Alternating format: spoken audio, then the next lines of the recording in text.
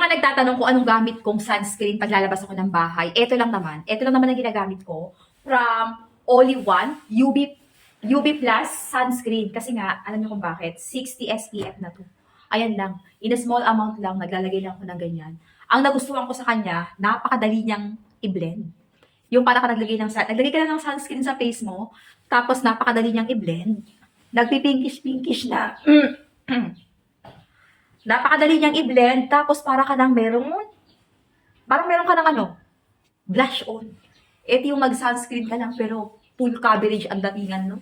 Naka-full coverage pa, lahat ng mga chismis mo sa mukha nakatago.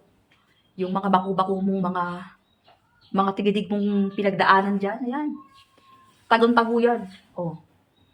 Diba? Ganyan lang maglagay. Sobrang hassle-free. On the go ko talaga to, be. On the go ko to. Di mo na kailangan dito mag-foundation to the max or makeup to the max. Ito na lang. Ito na lang. Ito na lang. Sapat na. Ayan, oh. Ayan lang.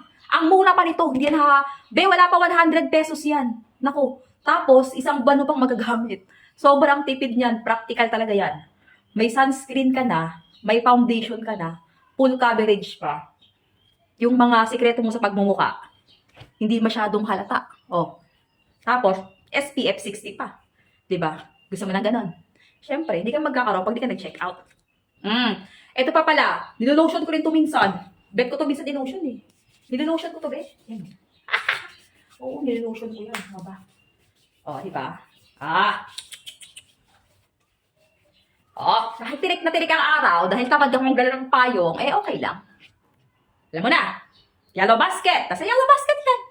Mura lang to. Wala pa to 100 pesos. Naka-discount sale. Bilisan mo.